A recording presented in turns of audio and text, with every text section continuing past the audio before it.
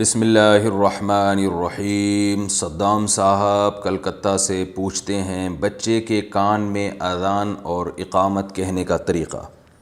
کیا بچہ پیدا ہونے کے ایک ہفتے بعد اس کے کان میں اذان دے سکتے ہیں؟ نیز کس کان میں اذان اور اس کان میں اقامت دینی چاہیے؟ اور کیا اقامت میں قد قامت الصلاۃ بھی کہنا ہوگا یا نہیں؟ جناب صدام صاحب، ایک ہفتے بعد بھی دے سکتے ہیں اذان، جلدی دینی چاہیے۔ طریقہ یہ ہے کہ آپ بچے کو گود میں لے کے کھڑے ہو جائیں اور آپ کا رخ قبلے کی طرف ہو، بچے کا جو دایاں کان ہے یعنی رائٹ سائڈ والا کان، اس کا رخ آپ کے ہونٹوں کی طرف ہو، تو آپ اذان کہیں جیسے اذان دی جاتی ہے، لیکن اتنی زور سے نہ کہیں کہ بچہ ڈر جائے بیچارہ۔ اور پھر بچے کو گھما دیں، تو گھمانے کے بعد لیفٹ کان میں اس کے آپ اقامت کہیں جیسے اقامت کہی جاتی ہے، اور اس میں قد قامت الصلاۃ بھی کہنا ہے۔ کیا عورت کو چھونے سے وضو ٹوٹ جاتا ہے؟ کیا نامحرم عورت کو ہاتھ لگانے سے مرد اور عورت دونوں کا وضو ٹوٹ جائے گا؟ محمد ثقلین منڈی بہاؤالدین سے۔ امام شافعی رحمہ اللہ تعالیٰ کی جو تحقیق ہے ان کے فقہ کے مطابق تو وضو ٹوٹتا ہے، لیکن جمہور کے نزدیک ایسا نہیں ہوتا۔ حنفیہ کے نزدیک بھی وضو نہیں ٹوٹتا۔ ہاں، اگر کیا نام ہے کسی نے شہوت سے ہاتھ لگایا اور مزی وغیرہ کا قطرہ خارج ہو گیا تو پھر بہرحال اس سے وضو ٹوٹ جائے گا۔ موبائل کے بیک کور پر تصویر کا حکم۔ موبائل کے بیک کور میں یادداشت کے لیے کسی کو گفٹ کرنے کے لیے جو فوٹو پرنٹ کرواتے ہیں، اس کا کیا حکم ہے؟ دیکھیں، پرنٹڈ فوٹو تو جائز نہیں ہے جب تک شدید ضرورت نہ ہو۔ گفٹ دینے کے لیے اس کی تصویر لگا دینا یہ کوئی ایسی ضرورت نہیں ہے جس پہ تصویر کو حلال کہا جا سکے، کیونکہ رسول اللہ صلی اللہ علیہ وسلم کا ارشاد ہے ان من اشد الناس عذابا یوم القیامۃ المصورون، قیامت میں سب سے سخت ترین عذاب ان لوگوں کو دیا جائے گا جو تصویر بناتے ہیں۔ تو اس تصویر کا جو مصداق ہے نا، پرنٹڈ تصویر جو عرب میں ہوا کرتی تھی، جو شرک کا ذریعہ بھی بن سکتی ہے اور اس میں تصویر کی تعظیم بھی ہوتی ہے، تو اس لیے اس سے اجتناب کریں۔ آپ کوئی ضرورت ہو پاسپورٹ کے لیے یا کوئی بھی معقول ضرورت ہو، گفٹ تو ویسے بھی تصویر کے بغیر بھی دیا جا سکتا ہے نا، گفٹ تو کوئی ایسی ضرورت نہیں ہے، نام لکھوا دیں آپ اس کا اس پہ۔ والدین بوڑھے ہوں تو جماعت میں جانا۔ مجھے جماعت میں 4 ماہ چلہ یا سروزے پہ جانا پڑتا ہے، یہ نوٹ کر لیں۔ والدین بوڑھے ہوں تو تبلیغی جماعت میں جانا، یہ عنوان ہونا چاہیے اس کا، ٹھیک ہے نا۔ مجھے تبلیغی جماعت میں 4 ماہ چلہ یا سروزے پر جانا پڑتا ہے جبکہ میرے والدین بوڑھے ہیں اور میرا کوئی بھائی بھی نہیں ہے، تو کیا میں جا سکتا ہوں؟ صدام صاحب احمد آباد سے پوچھتے ہیں۔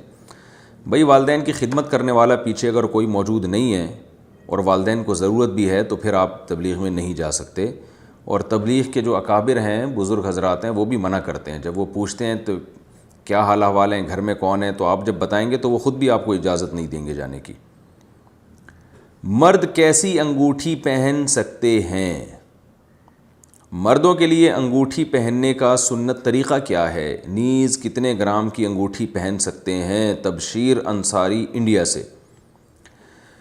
بھائی، مرد صرف چاندی کی انگوٹھی پہن سکتا ہے اور اس کی مقدار بھی 4.374 گرام سے زیادہ نہیں ہونی چاہیے، یعنی اتنے گرام چاندی اس میں ہو، اس سے زیادہ چاندی نہ ہو۔ باقی اس میں اگر کوئی پتھر لگانا چاہے تو پتھر کوئی بھی لگا سکتے ہیں، لیکن یہ پتھر خوبصورتی کے لیے ہونا چاہیے، کوئی عقیدہ غلط نہ ہو کہ یہ والا پتھر لگانے سے یہ ہو جائے گا، جیسے آج کل لوگوں میں غلط عقیدے پھیلے ہوئے ہیں۔ تو چاندی کی پہن سکتے ہیں، اس کے علاوہ کوئی اور دھات نہیں ہو سکتی، نہ سونا، نہ پیتل، نہ تانبا، اور کوئی انگوٹھی نہیں پہن سکتے آپ۔ پراپرٹی لیز پر دینے کا حکم۔ اگر پیسوں کی ضرورت ہو تو کیا اپنی پراپرٹی لیز پر دے سکتے ہیں؟ سید حیدر ایبٹ آباد سے۔ بھائی، لیز پر تو کرائے پر ہی ہوتی ہے، دے سکتے ہیں۔ آپ کی کچھ اور مراد ہے تو وہ واضح کریں آپ کیا پوچھنا چاہتے ہیں۔ بعض لوگ کیا کرتے ہیں، پراپرٹی رکھوا دیتے ہیں کسی کے پاس بطور رہن کے، یہ بھی جائز ہے، لیکن بعض لوگ پراپرٹی استعمال کے لیے دیتے ہیں اور اس سے قرض لے لیتے ہیں اور کہتے ہیں جب ہم قرض واپس کریں گے تو پراپرٹی واپس کر دینا اور استعمال بھی کرتے رہنا اس کو۔ یہ جائز نہیں ہے، کیونکہ آپ کسی کو یعنی آپ نے کسی سے قرضہ لیا تو آپ اس کو اس قرضے کی بیس پہ ایک فائدہ پہنچا رہے ہیں، یعنی پراپرٹی استعمال کے لیے دے رہے ہیں، تو یہ سود ہے۔ کل قرض جر نفعا فہو ربا۔ ہر وہ قرض جس میں پہلے سے ایگریمنٹ کے مطابق کوئی نفع لیا جا رہا ہو تو وہ سود ہی کے حکم میں ہے۔ تو اگر یہ آپ کا مقصد تھا تو پھر یہ تو جائز نہیں ہے، لیکن ویسے آپ کسی کو بھی لیز پہ پراپرٹی دے سکتے ہیں، کرایہ اس کا لے سکتے ہیں آپ۔ کیا جمہوریت شرک ہے؟ اگر کسی ملک کا قانون اسلامی شریعت سے الگ ہو تو کیا اس آئین کو ماننا شرک ہوگا؟ سعود صاحب یو پی سے۔ نہیں، اس قانون کو ماننا شرک نہیں ہے۔ ہاں، اس قانون کو اللہ کے قانون کے مقابلے میں زیادہ بہتر سمجھنا کفر ضرور ہے، اور ایک نوعیت کا شرک بھی ہے کہ آپ نے قانون ساز اللہ کے علاوہ بھی کسی اور کو سمجھ لیا ہے۔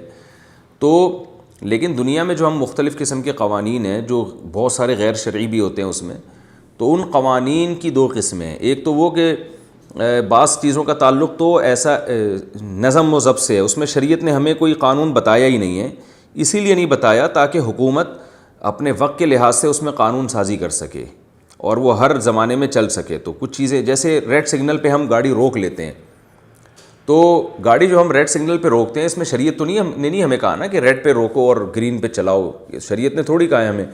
یہ زمانے کے لحاظ سے حکومت نے قانون سازی کی اور دنیا نے اس کو مانا کہ بھئی ریڈ پہ روکنا ہے، گرین پہ چلانا ہے۔ تو اس طرح کے بہت سارے قوانین ہیں، تو ایسے قانون میں تو ظاہر ہے اس کو صحیح سمجھا جائے گا کیونکہ اس کا لوگوں کے فائدے سے تعلق ہے۔